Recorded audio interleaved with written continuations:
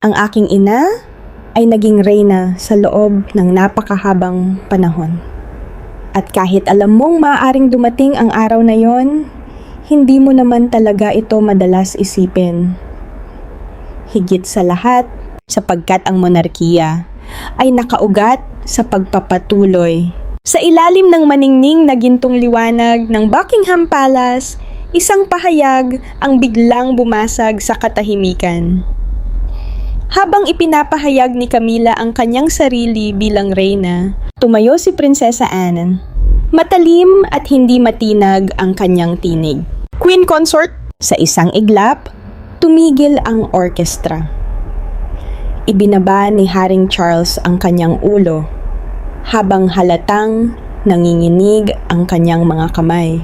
Ang dapat sanang maging isang marangyang piging ng pagdiriwang para sa kanyang paghahari ay naging simula ng pinakatahimik ngunit pinakamapanganib na tunggalian sa kapangyarihan sa kasaysayan ng maharlikang pamilya.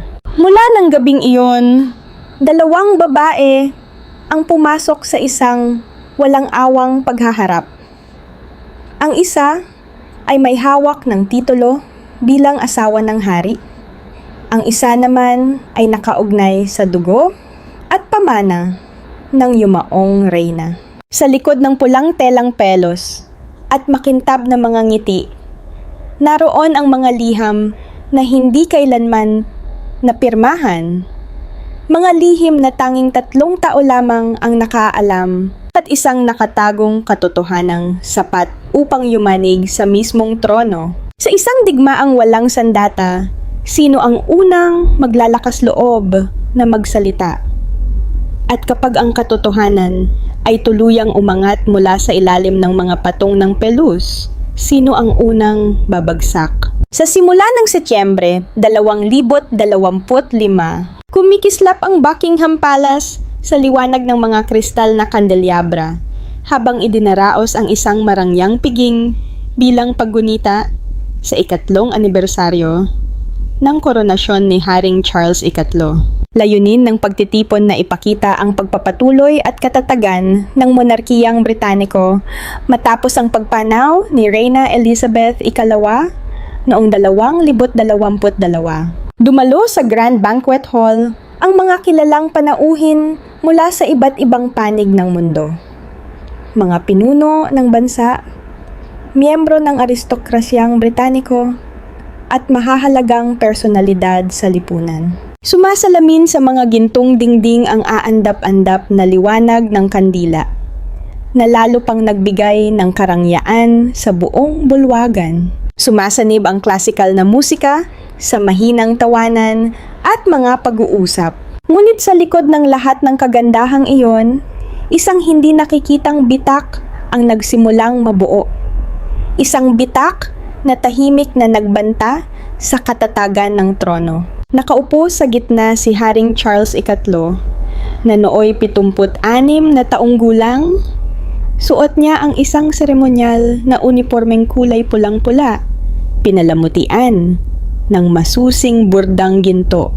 Kitang-kita sa kanyang kasuotan ang sagisag ng leon ng Inglaterra. Sa kanyang mukha ay mababakas ang bigat ng mga taon, mga guhit ng pagod, maputing buhok, at tinging tila matagal nang may dinadalang pasanin. Sa kanyang tabi nakaupo si Reyna Camilla, 78 taong gulang, nakasuot ng dumadaloy na asul na bestidong seda at suot ang diamanteng kwintas ni Reyna Elizabeth. May kumpiyansa siyang ngumiti habang hawak ang isang baso ng champagne, handang magbigay ng talumpati na lalo sanang magpapatibay sa maharlikang katayuang matagal niyang ipinaglaban. Sa simula, maayos na umusad ang piging. Ang marahang pagtaginting ng mga baso ay sumabay sa mga pagbati at papuri. Mga Ginoo at ginang, pahayag ni Camilla sa mikropono.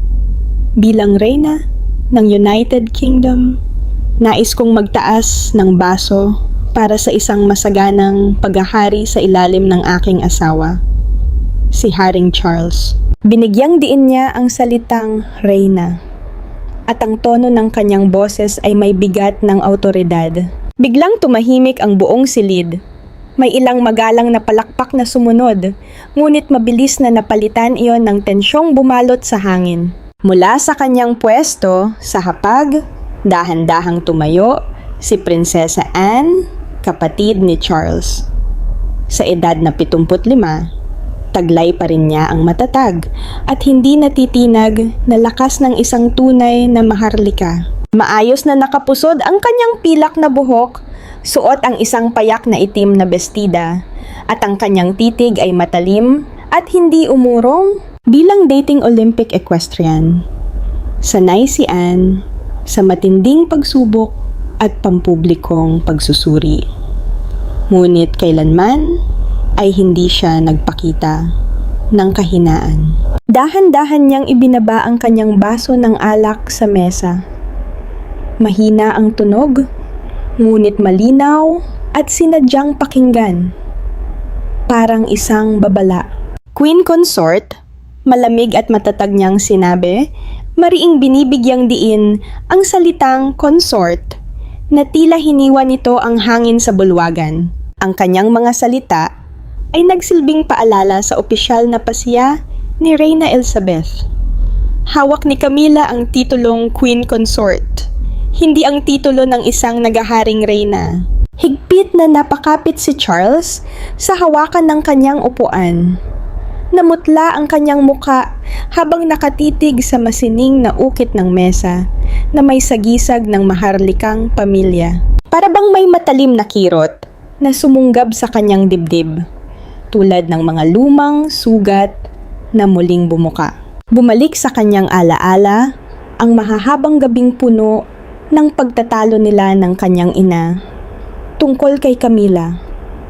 Ang pagpayag ng yumaong reyna ay hindi buo. Ito ay may malinaw na kondisyon. Mananatili lamang si Camilla bilang Queen Consort. Ang pahayag ni Anne ay biglang nagbalik sa kondisyong iyon sa gitna ng lahat. Biglang tumigil ang orkestra. Natahimik ang mga biolin at naiwan ang isang mabigat at halos nakasasakal na katahimikan. Nagsimulang magbulungan ang mga panauhin, palihim na nagpapalitan ng tingin kina Charles, Camilla at Anne. May ilan na itinago ang kanilang mga ngiti sa likod ng mga kamay, habang ang iba naman ay nakatingin ng may pag-aalala. Pinilit ni Camilla na manatili ang kanyang ngiti, ngunit bahagyang nanginginig ang kanyang mga labi, parang dahong nasasapol ng hangin bago ang unos. Mahigpit niyang hinawakan ang kanyang setro, namumutla ang kanyang mga daliri habang unti-unting umaakyat ang galit sa kanyang dibdib. Bumalik sa kanyang isip ang mga taong tinawag siya ng media bilang babaeng sumira sa kaligayahan ni Diana. At ngayon, sa harap ng mga pandaigdigang dignitaryo, siya ay hayagang pinahiya ng mismong hipag niya. Paano niya nagawa iyon? Isip ni Camilla, habang matalim at puno ng puot ang tinging ibinato niya kay Anne. Samantala, iniwasan ni Charles ang tingin ng dalawang babae. Mahigpit niyang hinawakan ang kanyang setro habang pilit pinananatili ang katahimikan ng kanyang mukha kahit mabilis ang tibok ng kanyang puso. Alam niyang ang pagwawasto ni Anne ay hindi lamang tungkol sa titulo. Isa itong tuwirang hamon sa posisyon ni Camilla, ang babaeng minahal niya at matagal niyang ipinaglaban na maiangat. Lalong bumigat ang hangin sa bulwagan, parang bombang naghihintay sumabog. Ang pinakamalaking iskandalo mula noong kay Diana, bulong ng isang diplomatikong panauhin. Mabilis na kumalat ang bulungan. May ilang panauhing tumayo sa pagkukunwaring kukuha ng inumin para lamang makaiwas sa tensyon. Sinubukan ni Camilla na bawiin ang kontrol. Muli niyang itinaas ang kanyang baso, ngunit hindi na matatag ang kanyang boses. Magtagay tayo para sa hinaharap, ngunit nilamon ng mabigat na katahimikan ang kanyang mga salita. Bumalik si Anne sa kanyang upuan. Hindi mabasa ang ekspresyon ng kanyang mukha, ngunit malinaw na buo ang kanyang paninindigan. Sa kanyang isip, ito ay hindi simpleng pagkontra. Ito ay tungkol sa pagprotekta sa pamana ng kanyang ina, si Reyna Elizabeth, na palaging inuuna ang tradisyon higit sa lahat. Mula ng gabing iyon, nahati ang maharlikang korte na parang batong nabiyak sa dalawa. Sa isang panig, naroon ang mga taga-suporta ni Camilla, kabilang ang mga bagong itinalagang courtier at ilang mas batang miyembro ng pamilya, gaya ni William, na tahimik na pumuna sa kawalang galang ni Anne. Para sa kanila, si Camilla ay simbolo ng pagbabago. Isang babaeng nalampasan ang iskandalo upang makuha ang kanyang lugar sa tabi ng hari. Sa kabilang panig, naroon ang mga kaalyado ni Anne, mga tradisyonalistang tapat sa pamana ni Elizabeth, kabilang ang matataas na opisyal ng militar at matatagal ng miyembro ng maharlikang hanay. Para sa kanila, si Anne ang tagapangalaga ng tradisyon ng monarkiya, ang babaeng nagtatanggol sa institusyon, laban sa mga itinuturing nilang tagalabas, gaya ni Camilla. Isang makitid na bitak ang nabuo sa loob ng monarkiya. At nagbabanta itong lumawak tungo sa isang lihim na alitang kayang yumanig sa buong maharlikang pamilya. Mabilis na naging sensasyonal ang insidente, gaya ng isang dramatikong kwentong pampolitika na ibinalita sa BBC at pinalakas pa ng mga tabloid. Lumitaw na ang bitak at kasama nito ang mga bulong ng sabwatan at mga nakagugulat na revelasyong maaaring sumunod. Sino ang mananaig? Tanging panahon lamang ang makapagsasabi. Ngunit kailanman ay hindi pa naging ganito kaligalig ang trono. Kinagabihan matapos ang nabigong piging, binalot ng halos ganap na katahimikan ang Clarence House. Tanging ang mahinang liwanag mula sa pribadong silid ni Reyna Camilla ang bumabasag sa dilim. Nakaupo siya sa harap ng isang malaking vanity mirror, dahan-dahang inaalis ang kanyang kumikislap na alahas. Unti-unting lumitaw ang isang pagod na muka. Isang muka na wala na ang sanay at perpektong ngiti. Mula sa salamin, nakatitig pabalik sa kanya ang sariling refleksyon, mga matang puno ng galit at sakit. Ang malamig na pagwawasto ni Prinsesa Anne sa Buckingham Palace, Queen Consort, ay paulit-ulit na umaalingaw-ngaw sa kanyang isipan, hinihiwa ang kanyang dangal. Bahagya niyang itinapik ang kanyang kamay sa mesa. Ang matinis na tunog ay umalingaw-ngaw sa tahimik na silid. Habang nakatitig siya sa salamin, biglang sumalakay ang mga alaala mula sa nakalipas na mga dekada.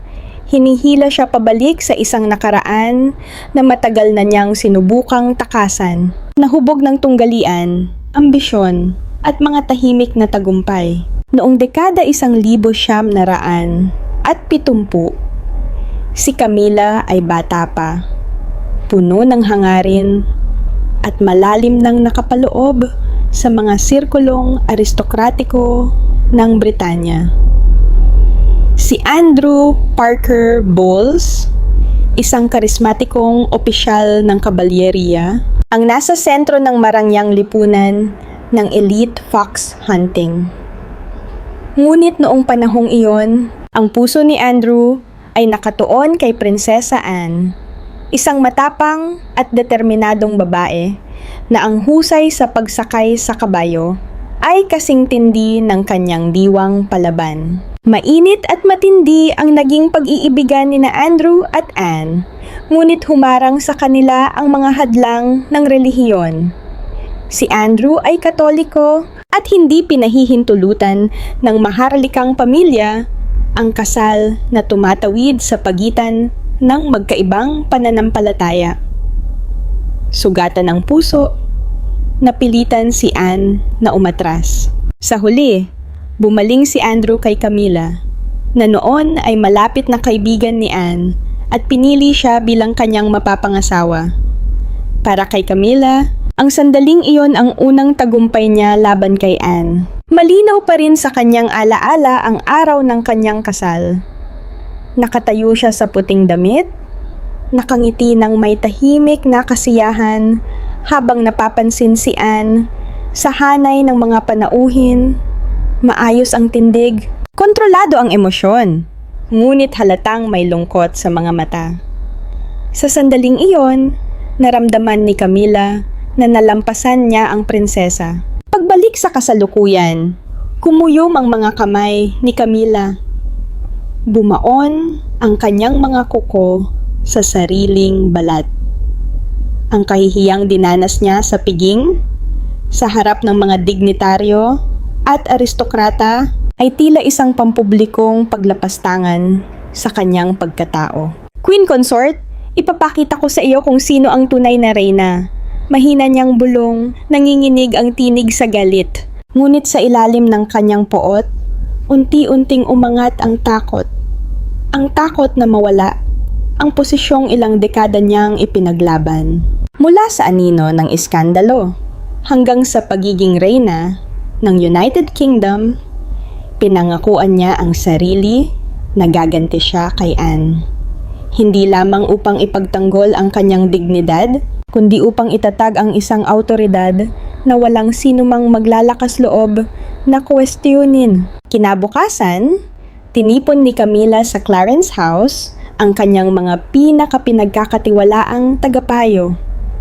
Mga taong nanatiling tapat sa kanya mula pa noong siya ay Duchess of Cornwall. Sa isang payak na silid pulungan kung saan pumapasok ang liwanag ng araw mula sa matataas na bintana at nakaborda sa karpet ang sagisag ng maharlikang pamilya, nagsalita siya ng may matatag na pasya.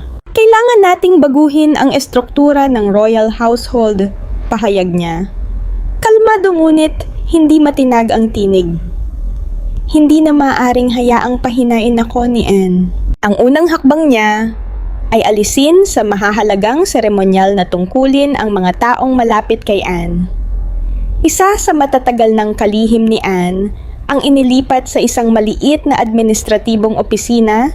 Sa ilalim ng palusot na ito, raw ay bahagi ng mga pagbabago sa organisasyon. Pagkatapos, ibinaling ni Camila ang kanyang atensyon sa Royal Ministry of Defense, kung saan hawak ni Anne ang parangal na titulong general at traditional na may mahalagang papel sa pangangasiwa ng malalaking seremonyang militar. Papalapit na noon ang Trooping the Colour, isa sa pinakaprestihiyosong pagdiriwang militar ng bansa.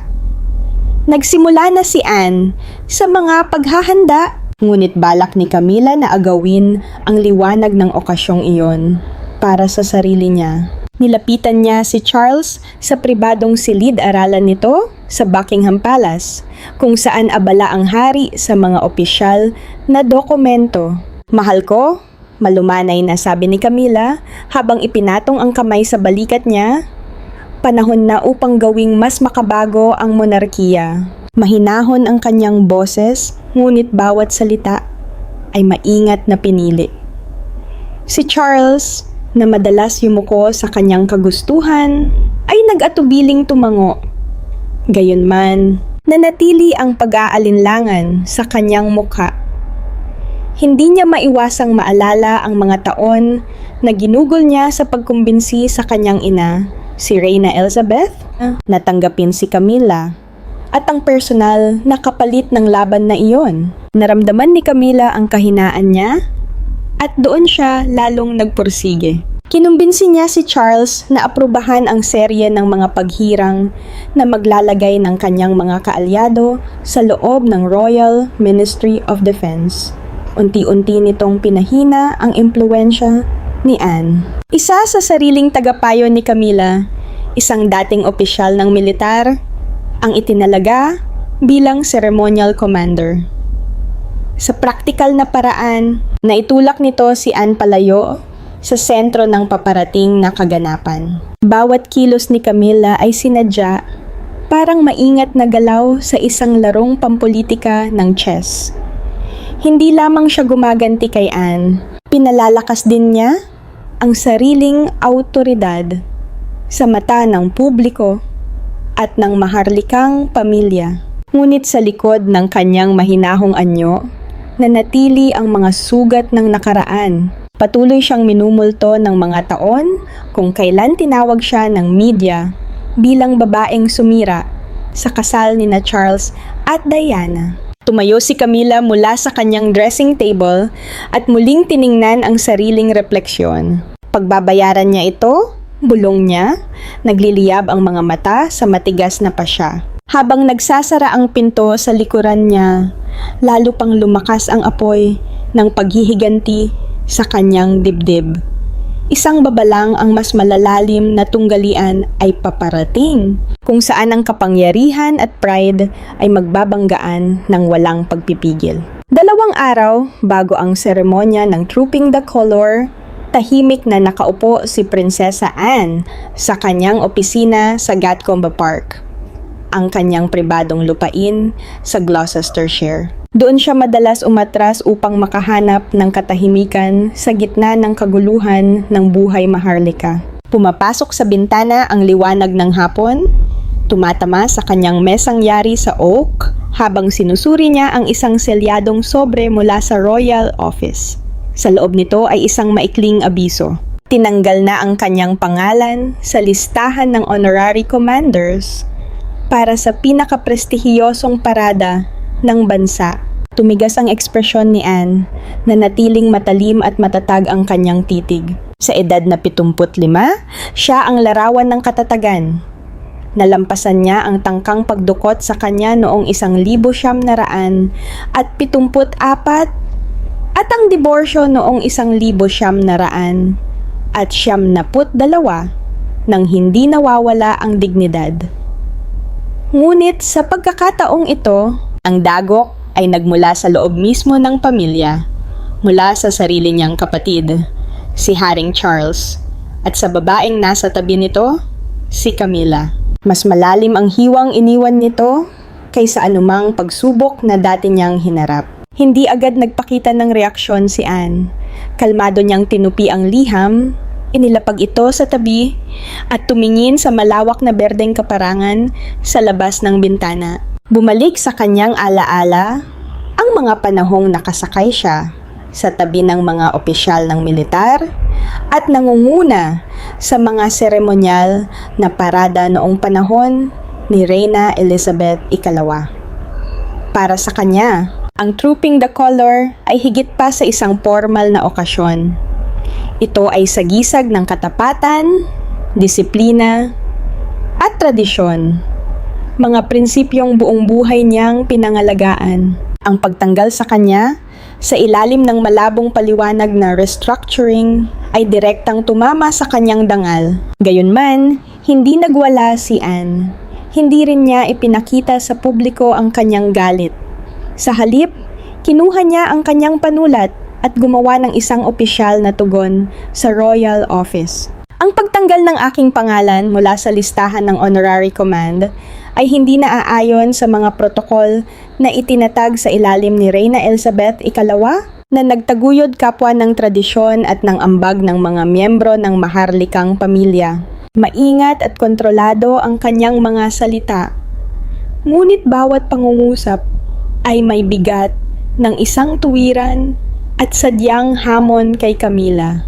Hindi nagtagal, tahimik na kumalat sa loob ng mga sirkulong militar ang nilalaman ng kanyang liham. Ang mga matataas na opisyal na minsang nagsilbi sa ilalim ni Anne ay nagpahayag ng kanilang pagkadismaya sa mga pabulong na pag-uusap. Sa isang pagpupulong sa Ministry of Defense, isang veteranong koronel na dating nagmarcha sa ilalim ng kanyang pamumuno ang maingat na nagsabi, "Si Prinsesa Anne ang kumakatawan sa tunay na diwa ng hukbo. Ang pag-alis sa kanya ay paglapastangan sa ating mga tradisyon." Sa kabila ng damdaming iyon, walang nangahas na magsalita ng hayagan. Ang lumalaking hidwaan sa pagitan nina Camilla at Anne ay naging mapanganib para sa sinumang makikialam. Maaari nitong ilagay sa alanganin ang mga karera sa loob ng isang royal structure na lalo nang nagiging hindi matatag. Alam ni Anne na may tahimik na suporta sa likod niya. Ngunit alam din niyang sa maraming paraan, Nag-iisa siya. Naalala niya ang mga salita ng kanyang ina, ang matatag na gabay ni Reyna Elizabeth. Ang maharlikang pamilya ay hindi pinamumunuan ng damdamin, kundi ng tungkulin. Ang mga salitang iyon ang naging gabay niya ngayon. Noong gabi bago ang parada, mag-isang nakaupo si Anne sa sala ng Gatcombe Park. Ang liwanag ng apoy mula sa pugon ay nagbibigay ng mainit na kinang sa kanyang mukha. Sinuri niya ang mga lumang talaang militar at mga dokumento mula sa mga nakaraang seremonya ng Trooping the Colour kung saan minsan siyang gumanap ng mahalagang papel. Bawat dokumento ay patunay ng kanyang habang buhay na paglilingkod, ngunit kasabay nito, masakit ding paalala ng kanyang kasalukuyang pagkakabukod. Napunta ang kanyang isip kay Charles, ang kanyang kapatid, na minsan ay naging pinakamalapit niyang kasama noong kanilang kabataan sa Balmoral. Marami silang pagsubok na hinarap ng magkatabi. Ngunit ngayon, ang korona mismo ang lumikha ng pagitan sa kanilang dalawa. Charles, hinahayaan mong kontrolin ka niya. Mahina niyang bulong, may bahid ng kapaitan ang tinig. Gayunman, tumanggi si Anne na lamunin ng emosyon. Tulad ng isang batikang mandirigma, pinili niya ang pagtitiis, naghihintay sa tamang sandali upang kumilos. Dumating ang araw ng Trooping the Colour at buong karangyaan itong bumukadkad sa buong London. Ang mga sundalong nakasuot ng pulang uniforme at matataas na itim na bearskin hat ay nagmarcha ng perpektong magkakasabay sa Horse Guards Parade habang libo-libong manonood ang nakamasid. Si Camilla, na nakasuot ng kapansin-pansing pulang kasuotan, ay nakatayo sa tabi ni Charles sa balkonahe ng Buckingham Palace. Nakangiti siya na para bang walang anumang tensyong umiiral. Mahigpit siyang nakahawak sa braso ng hari at sa kanyang mga mata ay mababakas ang pakiramdam ng tagumpay habang pinagmamasdan niya ang mga hukbong pinamumunuan ng mga taong tapat sa kanya. Si Charles, bagamat mukhang kalmado sa panlabas, ay hindi tuluyang maitago ang pagkabalisa sa likod ng kanyang pampublikong ngiti. Alam niyang ang pagtanggal kay Anne ay isang pagkakamali. Ngunit dahil sa impluwensya ni Camilla, hindi niya nagawang bawiin ang desisyon. O marahil ay wala na siyang lakas ng loob upang gawin iyon. Mula sa Gatcombe Park, pinanood ni Anne sa telebisyon ang pag-usad ng seremonya. Bawat sabayang hakbang ng mga sundalo, bawat tunog ng seremonyal na trumpeta ay parang tahimik na dagok sa kanyang dibdib. Ngunit wala siyang ipinakitang sakit. Sa halip, binuksan niya ang kanyang talaarawan at isinulat ang isang payak na linya. Maaring alisin nila sa akin ang aking tungkulin, ngunit hindi nila kailanman maaagaw ang aking dangal. Alam niyang si Camilla ay nasa gitna ng isang maingat na planong pakikibaka para sa kapangyarihan. At ang kanyang liham sa Royal Office ay simula pa lamang ng kanyang tugon. Nauunawaan ni Anne na ang pagprotekta sa pamana ng kanyang ina ay hindi mangangailangan ng silakbo ng damdamin, kundi ng estratehiya at mahabang pasensya. Samantala, nagsimulang lumaki ang haka-haka sa hanay ng media. Ang mga tabloid tulad ng The Express ay naglathala ng mga kwento na nagpapahiwatig ng isang nakatagong alitan sa loob ng maharlikang pamilya, banayad na binabanggit ang liham ni Anne. Bagamat nanatiling tahimik sa publiko ang mga opisyal ng militar, marami sa kanila ang nagsimulang magpadala kay Anne ng pribadong mensahe ng suporta. Isang dating cavalry commander, matagal na niyang kaalyado, ang sumulat sa kanya, "Prinsesa, kami ay nasa panig ninyo." Ang mga pagpapahayag ng katapatang ito ay lalong nagpatibay sa pasya ni Anne. Ngunit pinaalala rin sa kanya ang bigat ng kanyang dinadala. Hindi na ito simpleng personal na laban. Isa na itong pakikibaka upang ipagtanggol ang mismong pamana ni Reyna Elizabeth. Nagtapos ang Trooping the Color sa isang maningning na pagtatanghal, nag-iwan ng kumikinang na mga headline sa mga pahayagan, ngunit lalo lamang nitong pinalawak ang bitak sa loob ng maharlikang pamilya. Mula sa Gatcombe Park, napagtanto ni Prinsesa Anne na ang kanyang liham sa royal office ay tahimik nang nakapukaw ng pag-aalsa sa ilalim ng ibabaw. Bilang tugon, nagsimulang magpakalat ng mga bulong ang malapit na grupo ni Camilla. Inilalarawan ang mga kilos ni Anne bilang kawalang galang at maging pagtataksil sa tradisyon. Si Camilla, na hinubog ng maraming taon ng pampublikong pagbatikos at politika sa loob ng palasyo, ay naunawaang hindi titigil si Anne sa isang liham lamang. Ang mismong katahimikan ni Anne ay tila banta, parang isang disiplinadong mandirigmang naghahanda sa pag-atake. Desididong huwawag bigyan si Anne ng pagkakataong makabawi, pinili ni Camilla na kumilos muna. Sa isang pribadong silid-pulungan sa Clarence House, tinipon ni Camilla ang kanyang pinagkakatiwalaang mga taga-suporta, ang mga taong nanatiling tapat sa kanya. Mula pa noong mga panahong hinusgahan siya ng publiko bilang ang sumira. Sa ilalim ng malabong gininto ang ilaw, umupo siya sa dulo ng mesa, malamig at nakatuon ang kanyang ekspresyon. Sinusubukan ni Anne na maghasik ng alitan. Tahimik niyang sinabi. Matalim ang tono. Kailangan nating alisin ang banta bago pa ito lumaki. Inilahad niya ang isang mapagpasyang estratehiya. Hikayatin si Charles na pahintulutan ang isang bagong kautusan. Naganap na mag-aalis kay Anne sa kanyang mga honorary command role sa lahat ng seremonyang militar.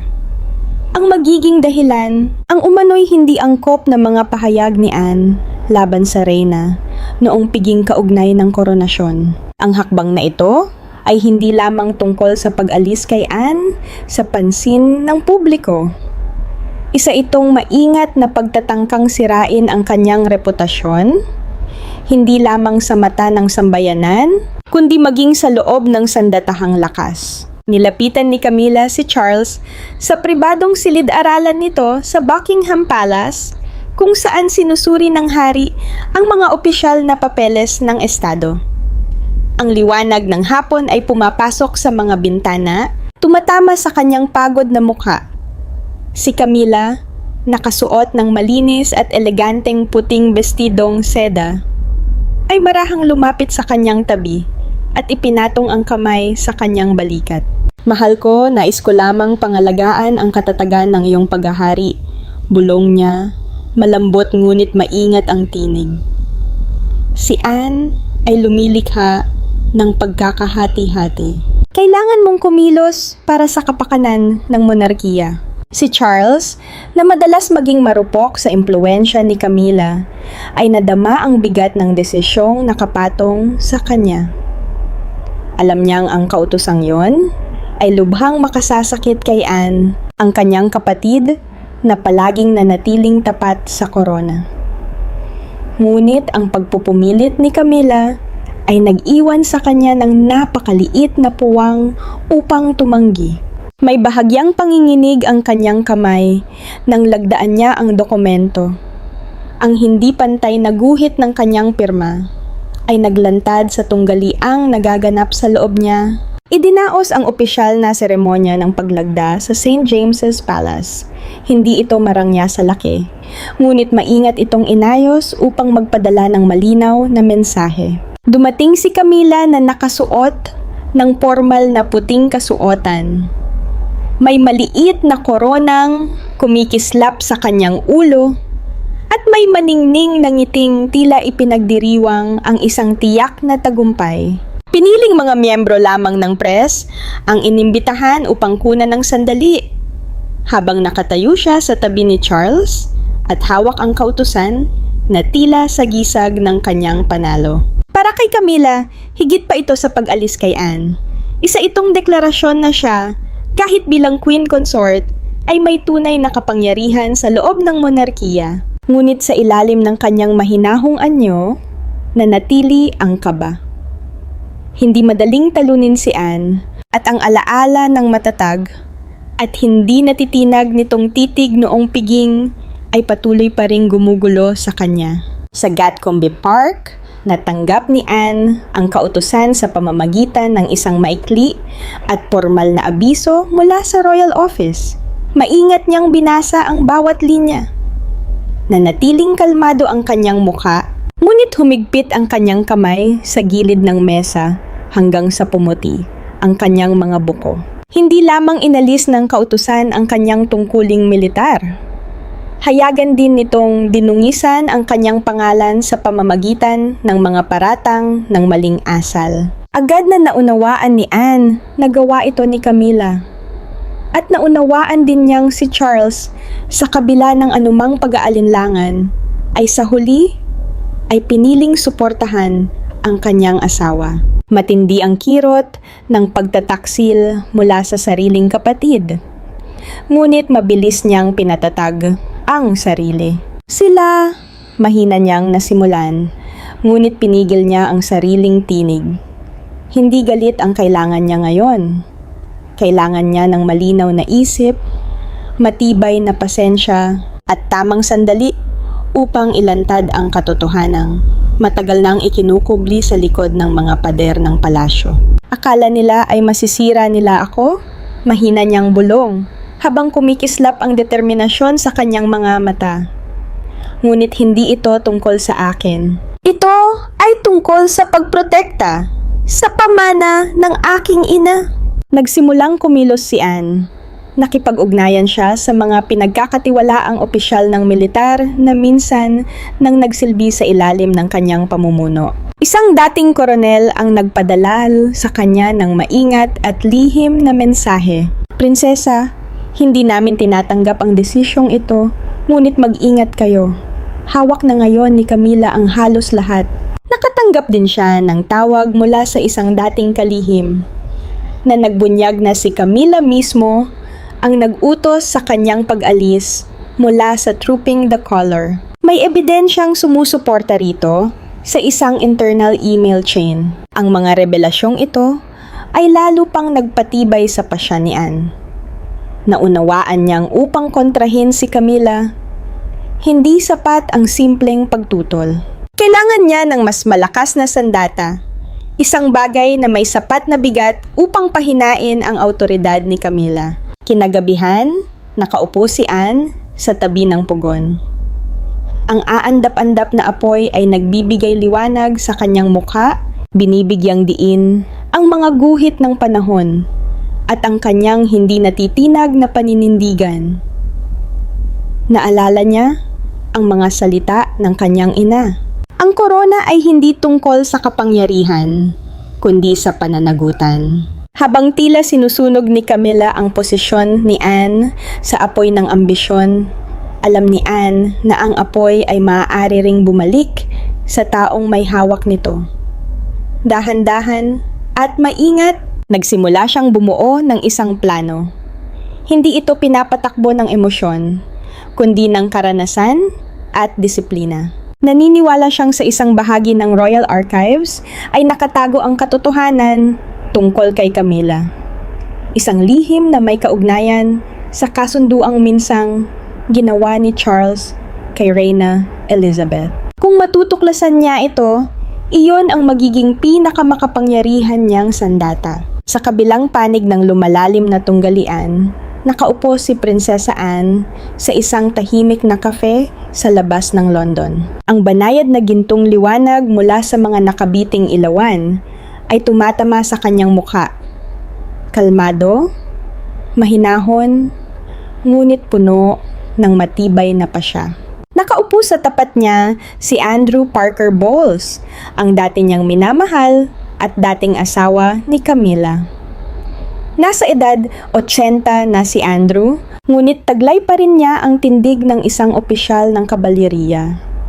Gayunman, sa kanyang mga mata, ay mababakas ang pagod ng isang lalaking matagal nang nasangkot sa mga usaping maharlika. Sinadya ni Anne na piliin ang liblib na lugar na yon, malayo sa abot ng press, upang tuklasin ang katotohanan. Matapos ang lahat ng nangyari, mula sa kahihiyan, sa piging hanggang sa pag-alis sa kanya mula sa pamumuno sa trooping, The Color, naunawaan niyang si Camila ay nasa gitna ng isang mapanganib na pakikibaka para sa kapangyarihan. Si Andrew, na minsang malapit sa dalawang babae, ay maaaring may hawak na impormasyong kailangan niya upang baguhin ang takbo ng laban.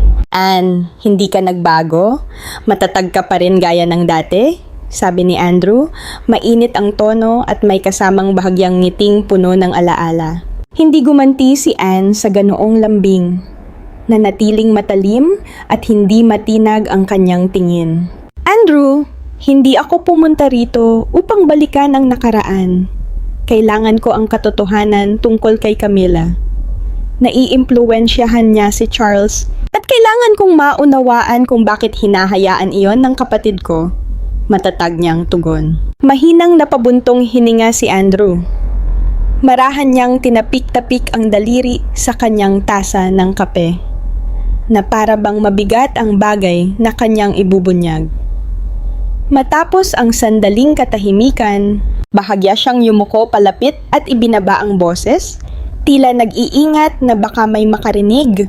Ilang taon na ang nakalipas nang determinadong kilalanin si Camila bilang queen consort.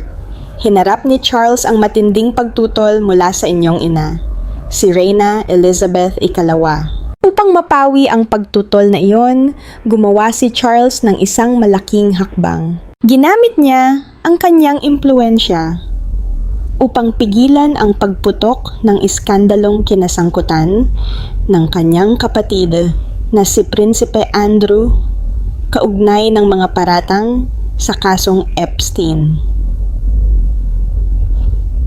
Gumawa si Charles ng kasunduan sa inyong ina, paliwanag ni Andrew, nakayuko ang mga mata. Tiniyak niyang hindi agad malalantad sa publiko ang iskandalo ni Andrew. Kapalit nito, pumayag ang reyna na tanggapin si Camila, ngunit tanging bilang queen consort lamang, hindi kailanman bilang ganap na reyna. Nakaramdam si Anne ng lamig na dumaloy sa kanyang buong katawan. Humigpit ang kapit niya sa tasa ng tsaa at bumaon ang kanyang mga kuko sa sariling balat. Kaya ang posisyon niya ay hindi tunay na pinaghirapan. Nakuha ito sa pamamagitan ng isang kompromiso. Mahina niyang sabi. Nanginginig ang tinig sa halo ng galit at hindi makapaniwala. Isang luha ang dumula sa kanyang pisngi, ngunit mabilis niya itong pinahid. Ayaw niyang magpakita ng kahinaan. Sumagi sa kanyang isip ang mukha ng kanyang ina, si Reyna Elizabeth, matatag sa tungkulin, ngunit pasan ang bigat ng mahihirap na desisyon. Pinagtaksilan siya ni Charles. Pagpapatuloy ni Anne, pilit kinokontrol ang tinig. At ngayon, hinahayaan niyang kontrolin ni Camila ang lahat sa loob ng korte. Dahan-dahang tumango si Andrew, bakas ang pagsisisi sa kanyang muka. Mayroon pa, Anne, may isang kumpidensyal na kasunduan sa pagitan ni Charles at ng reyna. Hindi ko alam ang eksaktong detalye, ngunit nakatago ito sa isang bahagi ng internal archives ng Buckingham. Kung mahahanap mo yon, magkakaroon ka ng ebidensyang kailangan upang hamunin si Camila. Bahagyang tumango si Anne. Muling bumalik ang determinasyon sa kanyang mga mata. Tumayo siya mula sa kanyang upuan, nag-iwan ng ilang pound sa mesa at sinabi, "Salamat, Andrew. Hindi ito tungkol sa personal na usapin. Ito ay tungkol sa pagprotekta sa pamana ng aking ina." Nang gabing iyon sa Gatcombe Park, hindi nakatulog si Anne. Nanatili siya sa kanyang pribadong silid-aklatan na tanging malamlam na liwanag ng desk lamp ang nagbibigay liwanag. Maingat niyang sinuri ang mga lumang dokumentong maharlika na abot kamay niya. Mabigat sa kanyang isip si Charles, ang kapatid na minsan niyang pinagkatiwalaan. Ngunit ngayoy tila tuluyang nasangkot sa lumalaking impluwensya ni Camila.